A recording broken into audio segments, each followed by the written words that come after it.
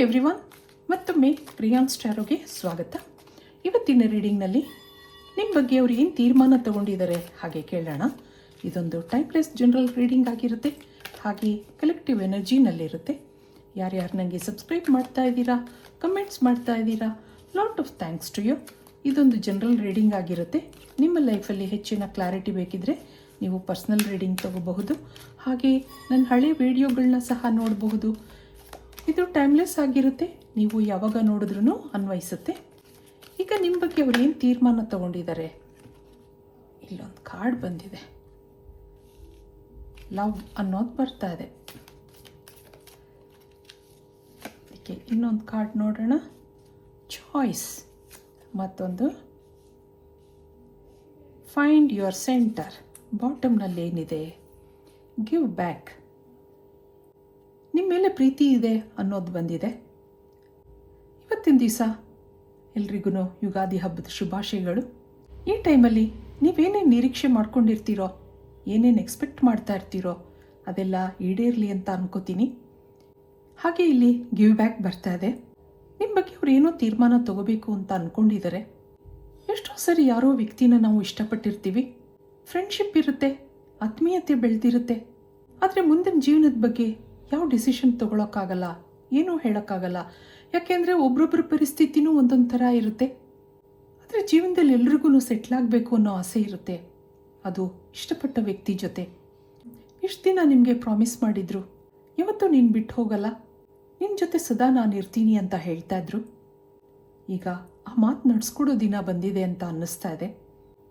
ಆ ಒಂದು ಎನರ್ಜಿ ಇಲ್ಲಿ ಬರ್ತಾ ಇದೆ. ಇಲ್ಲಿ ಈ ಕನೆಕ್ಷನಲ್ಲಿ ಫೌಂಡೇಶನ್ ಸ್ಟ್ರಾಂಗ್ ಆಗಿದೆ ಅನ್ನೋದಿದೆ. ಇಬ್ಬರಲ್ಲೂ ಪ್ರೀತಿ ಇದೆ. ಅವ್ರ ಮನಸ್ಸಲ್ಲಿ ನೀವು ಸರಿಯಾದ ವ್ಯಕ್ತಿ ಹಾಗೆ ಅಂದ್ಕೊಂಡಿದ್ದಾರೆ. ಅದು ಒಂದೇ ಸರಿ ತಗೊಂಡಿರುವಂಥ ತೀರ್ಮಾನ ಅಲ್ಲ, ಸಾಕಷ್ಟು ಯೋಚನೆ ಮಾಡಿದ್ದಾರೆ. ಅವ್ರ ಅಂತರಾಳದಲ್ಲಿ ನೀವಿದ್ದೀರಾ, ಅವ್ರ ಹಾರ್ಟ್ ಬೀಟ್ ನೀವು ಆಗಿದ್ದೀರಾ ಅನ್ನೋದು ಇಲ್ಲಿ ಬರ್ತಾ ಇದೆ. ಹಾಗೆ ಅವ್ರ ಚಾಯ್ಸ್ ಸಹ ನೀವೇ ಅನ್ನೋದು ಇಲ್ಲಿ ಕಾರ್ಡ್ಸಿಂದ ಬರ್ತಾ ಇದೆ. ಯಾವುದೋ ಕಾರಣಗಳಿಗೋಸ್ಕರ ನಿಮ್ಮ ಬಗ್ಗೆ ಅವರು ತೀರ್ಮಾನ ತಗೊಳ್ಳೋಕ್ಕಾಗಿರಲಿಲ್ಲ. ಈಗ ಆ ಟೈಮ್ ಬಂದಿರಬಹುದು ಅನ್ನಿಸ್ತಾ ಇದೆ. ಇದಕ್ಕೆ ಟ್ಯಾರೋ ಕಾರ್ಡ್ಸಿಂದ ಏನು ಬರುತ್ತೆ ಕೇಳೋಣ. ಒಂದೊಂದ್ಸರಿ ಮನಸ್ಸು ಒಂದು ವ್ಯಕ್ತಿನ ಒಪ್ಕೊಂಡ್ರೂ ಮನೆಯವರು ಒಪ್ಕೋಬೇಕಾಗತ್ತೆ. ಇವೆಲ್ಲ ಕಾರಣಗಳಿಂದ ಈ ಒಂದು ಕನೆಕ್ಷನ್ನಲ್ಲಿ ತೀರ್ಮಾನ ತಗೊಳ್ಳೋದು ಅವರಿಗೆ ಕಷ್ಟ ಆಗ್ತಾ ಇತ್ತು ಹಾಗನ್ನಿಸ್ತಾ ಇದೆ ನನಗೆ.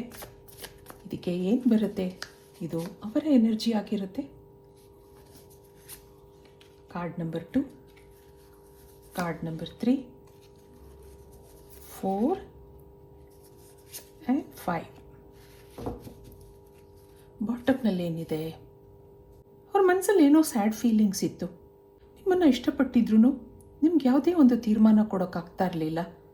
ನಿಮಗೆ ಪ್ರಾಮಿಸ್ ಮಾಡಿದ್ರು, ಮಾತು ಕೊಟ್ಟಿದ್ರು, ಅದೆಲ್ಲ ಅವ್ರಿಗೆ ಚುಚ್ತಾ ಇತ್ತು.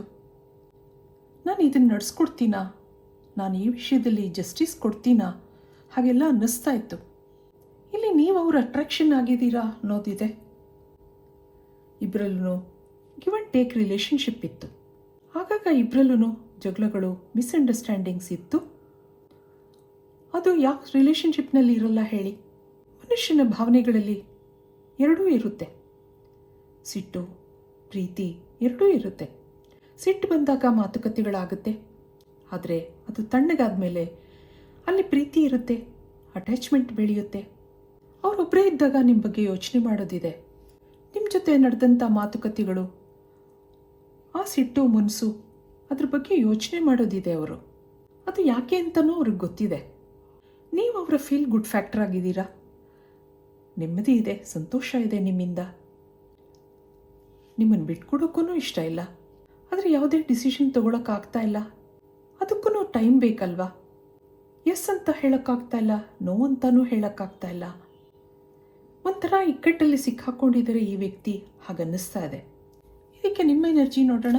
ನೀವೇನು ಯೋಚನೆ ಮಾಡ್ತಾ ಇದ್ದೀರಾ, ನಿಮ್ಮ ಥಾಟ್ ಪ್ರೋಸೆಸ್ಸಲ್ಲಿ ಏನೇನು ಫೀಲಿಂಗ್ಸ್ ಇದೆ.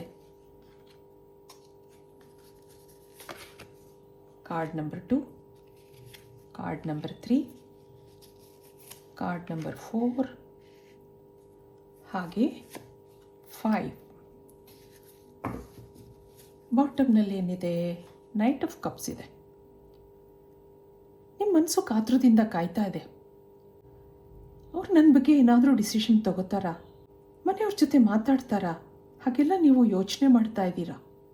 ಯಾಕೆಂದರೆ ನಿಮಗೆ ಅವ್ರನ್ನ ಕಳ್ಕೊತೀನಿ ಅನ್ನೋ ಇನ್ಸೆಕ್ಯೂರಿಟಿ ಫೀಲ್ ಆಗ್ತಾ ಇದೆ. ಅದರಿಂದ ನೀವು ಇಂಪಲ್ಸಿವ್ ಆಗಿದ್ದೀರಾ. ಆ ಒಂದು ಎನರ್ಜಿ ಇಲ್ಲಿ ಬರ್ತಾ ಇದೆ.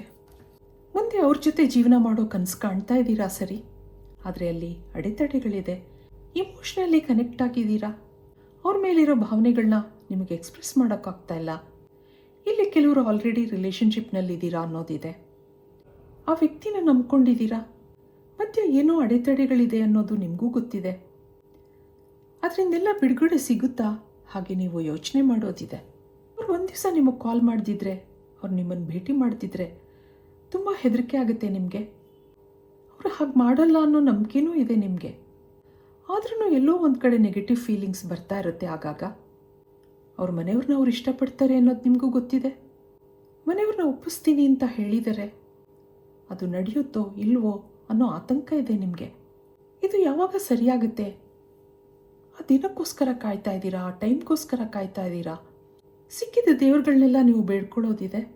ಫೈನಾನ್ಷಿಯಲಿ ಇಂಡಿಪೆಂಡೆಂಟ್ ಆಗಿದ್ದೀರಾ, ಯಾವುದಕ್ಕೂ ಅಂತ ಕೊರತೆ ಇಲ್ಲ. ಆದರೆ ಇಮೋಷನಲಿ ಡಿಸ್ಟರ್ಬ್ ಆಗಿದ್ದೀರಾ ಅನ್ನೋದಿದೆ. ಶುರುನಲ್ಲಿದ್ದಂಥ ಶಾಂತಿ ನೆಮ್ಮದಿ ಈಗಿಲ್ಲ. ಇದಕ್ಕೆ ಯೂನಿವರ್ಸಿಂದ ಏನು ಕಾರ್ಡ್ಸ್ ಬರುತ್ತೆ ನೋಡೋಣ. ಇಲ್ಲಿಂದ ಏನು ನಿಮಗೆ ಗೈಡೆನ್ಸ್ ಸಿಗುತ್ತೆ? ಕಂಟ್ರೋಲ್,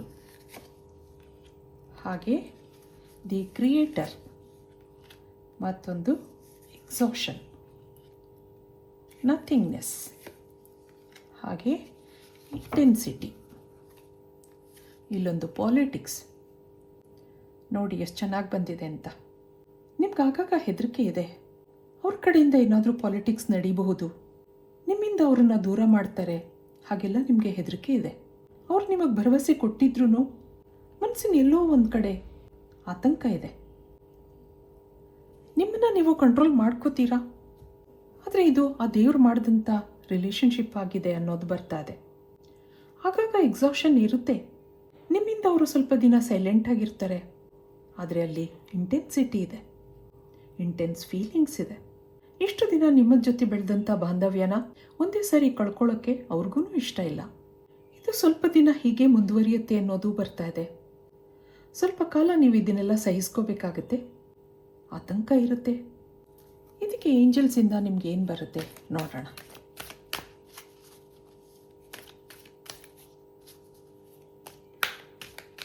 ನಿಮ್ಮ ಭಾವನೆಗಳನ್ನ ಸ್ವಲ್ಪ ಕಾಲ ಕಂಟ್ರೋಲ್ ಮಾಡ್ಕೋಬೇಕು ಅನ್ನೋದಿದೆ.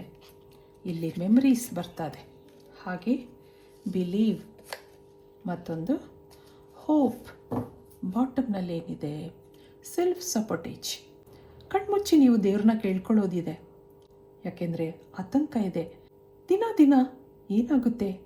ಆ ವ್ಯಕ್ತಿ ನನ್ನನ್ನು ಬಿಟ್ಟು ಹೋಗ್ತಾರಾ? ಹಾಗೆಲ್ಲ ನಿಮಗೆ ಸ್ಯಾಡ್ ಫೀಲಿಂಗ್ಸ್ ಇದೆ. ಅದರಿಂದ ಆಚೆ ಬನ್ನಿ ಅನ್ನೋದು ಇಲ್ಲಿ ಬರ್ತಾ ಇದೆ. ಈ ವಿಷಯದಲ್ಲಿ ಕೆಲವರು ಪಾಲಿಟಿಕ್ಸ್ ಮಾಡ್ತಾ ಇರಬಹುದು, ಆದರೆ ಆ ದೈವಶಕ್ತಿ ಅನ್ನೋದೊಂದು ಇರುತ್ತೆ. ಈಗ ಸದ್ಯದಲ್ಲಿ ಅವರು ನಿಮ್ಮಿಂದ ದೂರ ಆಗಿದ್ದಾರೆ ಅನ್ನಿಸ್ತಾ ಇದೆ.